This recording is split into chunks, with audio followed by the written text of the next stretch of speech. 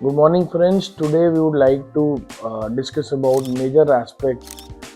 What are the advantages of owning a home rather than opting for a rented property? When somebody starts his or her professional life, they tend to have some kind of saving for their future investments. और जब भी investments की बात आती है, सबसे पहली चीज़ जो हमारे दिमाग में आती है वो होता है प्रॉपर्टी बनाना, घर बनाना। जब हम कोई भी करियर स्टार्ट करते हैं अपना, पहले हम जॉब में जाते हैं, फिर उसमें कुछ सेविंग्स करते हैं, थोड़ा थोड़ा पैसा जोड़ते हैं, एक जगह रेंट पे घर लेते हैं, फिर मन में आता है अब इस पैसे को बढ़ाया जाए, कोई ना कोई घर लिया जाए। तो रेंट पे ना जाके अपना घर लेना हमेशा एक अच्छा और एक लाइफ के लिए सबसे बढ़िया डिसीजन माना जाता है, क्योंकि रेंट पे जब हम जाते हैं तो हमें हर महीने वो रेंट पे करना है जिसका हमें कोई बेनिफिट नहीं है। बस एक एक्स अमाउंट हम उस लाइफ को वहाँ पे एक स्पेंड करने का, एक पर्टिकुलर प्रेमाइसिस पे रहने का एक रेंट पे कर रहे हैं जो हमें कहीं भी कंपनसेट नहीं करता, सिर्फ एक रेंट के रूप में ही चला जाता है। जब भी हम घर अपना लेते हैं तो उसमें कई बेनिफिट होते हैं। एक तो हमें किसी लैंडलॉर्ड का कोई हैजल नहीं है कि हमें कोई आ रहा है, हमेशा घंटी बजा रहा है कि मुझे अपनी प्रॉपर्टी चेक करनी है, आपने सही से रखी हुई है या नहीं रखी हुई है।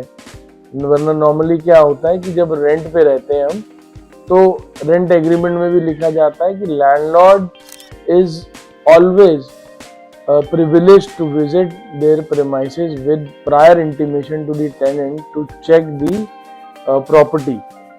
तो एक टेंशन ये जो रहती है रेंट पे रहने की, अगर हम अपने घर में रहें तो हमें ऐसा कुछ भी प्रॉब्लम नहीं होता कभी भी। नंबर 2, जो एक मेन इमोशनल जो सेफ्टी है, जब मेरा अपना घर होता है तो अपना अपना ही होता है, चाहे छोटा हो चाहे बड़ा हो, चाहे मैंने उसको 10 लाख का लिया हो या 1 करोड़ का लिया हो, मेरी अपनी प्रॉपर्टी अपनी होती है। उस पर मैं 10 लाख लगाऊं, 20 लाख लगाऊं इंटीरियर्स पे, तो मैं अपनी लाइफ में, अपने लाइफ के एक्सपीरियंस में वैल्यू ऐड करता हूँ, उसकी एक अलग ही मेंटल सेटिस्फैक्शन होती है। नंबर 3 की अगर हम बात करें कि और क्या एडवांटेज है अपना घर होने की रेंट के बजाय, तो अगर आप जॉब में हैं या कोई भी आप फील्ड में हैं, आप अर्निंग कर रहे हैं, आप होम लोन पे अगर आपने घर लिया हुआ है, तो जो आप इंटरेस्ट पे करते हैं वो भी आपको टैक्स बेनिफिट के रूप में आपको कंपनसेट हो जाता है।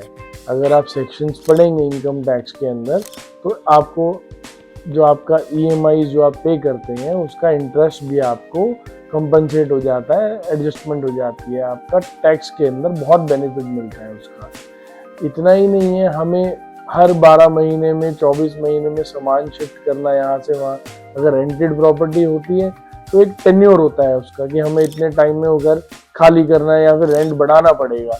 जब घर अपना है तो हम अपने घर में बेझिझक रहते हैं, हमें कहीं मूव नहीं करना, हमें एक सामान शिफ्ट नहीं करना, और मैं अपनी चॉइस की चीज़ें घर में ला सकता हूँ कि मेरे को अब कोई शिफ्ट तो करना नहीं है, तो मैंने आज इस चीज़ की लग्जरी एंजॉय करनी है, मैं घर में वो चीज़ें, वो फर्नीचर, वो अप्लायंसेस ला सकता हूँ।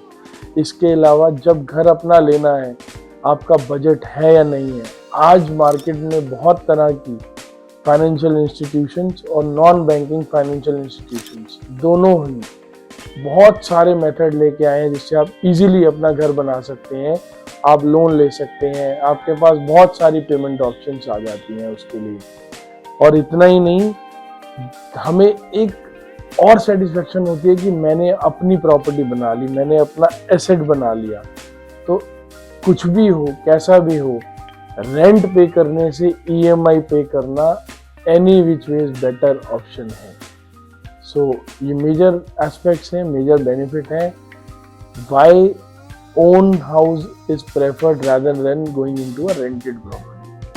Stay connected, stay tuned with your own property expert Desire Infra to get more updates, more knowledge on property and real estate sector. Thank you.